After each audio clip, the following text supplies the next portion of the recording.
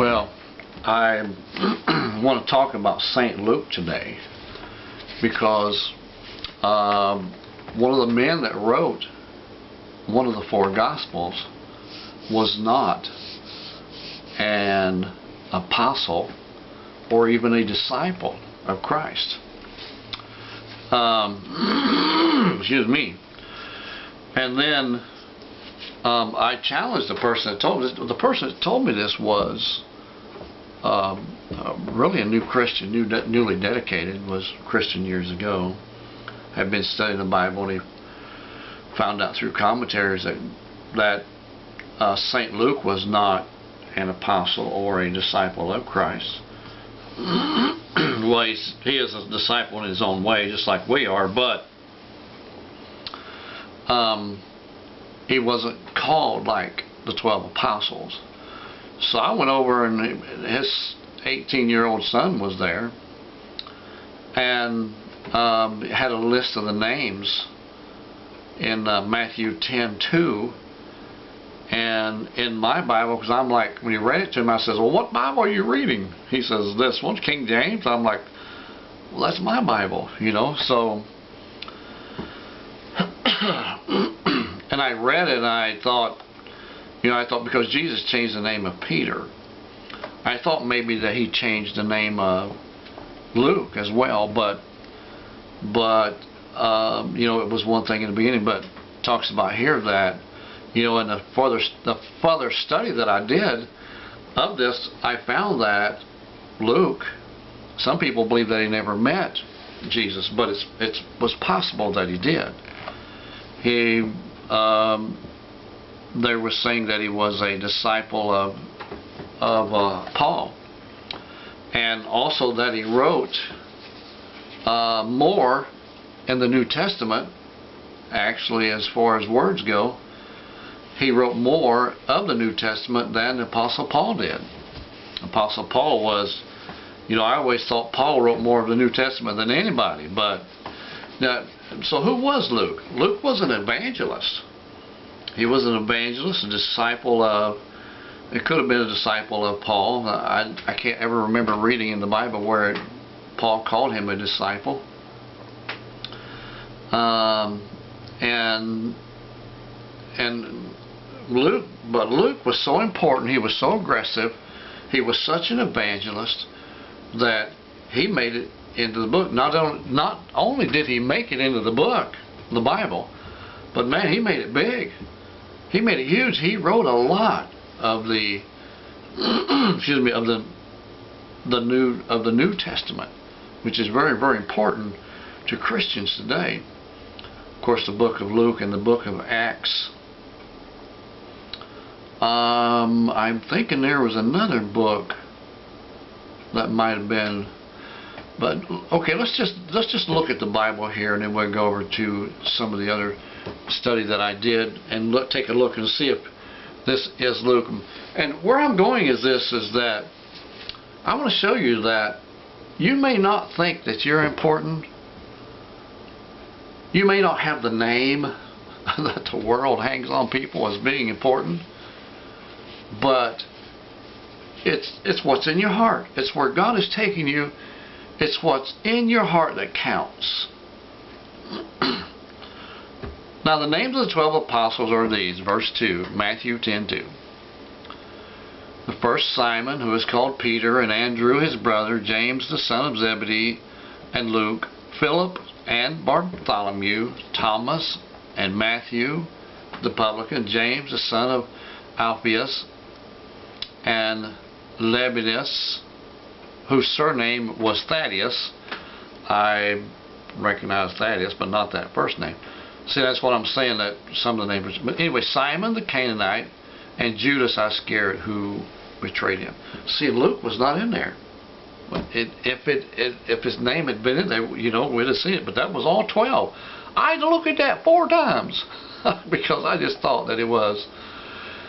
So I learned something from a babe, And once again, here the names are listed again in the website called BibleInfo.com. which is probably going to be my more relevant list of things that I check in the future. But anyways, one was Andrew, Bartholomew, or Nathaniel, James the elder, James the lesser or younger, John, Judas, Jude or Thaddeus, Matthew or Levi, Peter or Simon Peter, Philip, Simon the Zealot, and Thomas. Okay. Then you go on down, it tells you some other facts about who replaced Judas, how did the 12 disciples die, where the 12 disciples died. That one about Judas, that one kind of intrigues me, because Paul was called literally by Christ. Now, you can't be a disciple of anyone unless they point their finger at you and says, go do this for me. It takes, we are all disciples of Christ, like Matthias was. Now the disciples got together and cast lots, and they chose Matthias. So Matthias was a disciple of the disciples, but he was not a disciple of Christ. Christ literally, physically called Paul, met him on the road, called him as a disciple. Even though the Bible never calls him a disciple. That's what a disciple is, one sent. Paul, you're going to go do this for me. That's literally, it spells it out. Anyway. So, Bible Lesson 101. I don't care what kind of doctrine you got or what kind of theology you studied, and you could study something wrong for 10 years. That doesn't make it a fact. That doesn't change the fact that Jesus literally met Apostle Paul on the road, and he had never, after the calling of Matthias, you never hear anything from him after that. Okay, so, and I'm not trying to degrade Matthias, but I'm saying that the prophecy was that God would replace him, So, let's see. Let's do that. P-R-O.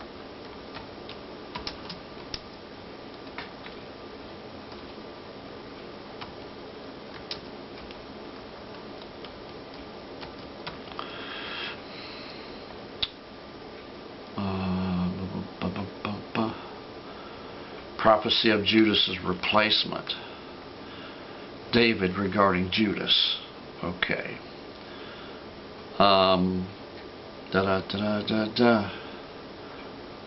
What King David said about Judas, Iscariot. Let's see if that's in the Bible Hub. B-I-B. Where's the B? It's not bio, it's Bible. Basic information before leaving Earth. Okay.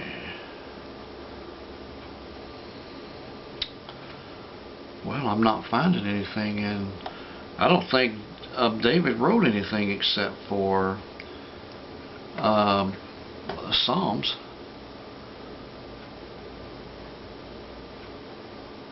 Okay. Let's just grab one and see what it says. Okay, that is not what I was looking for. Okay, let's go back and redo it. What David said, okay, about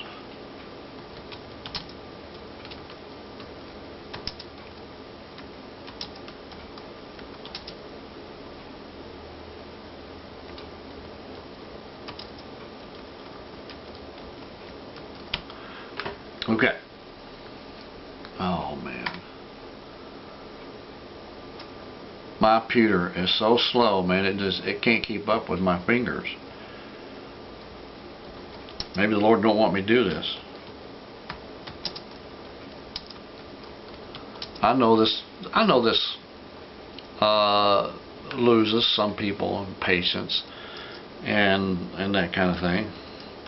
But those folks who really want this information will, you know, they'll stick it out, and it's important that we know where to find. All I'm doing here is I'm Googling, okay,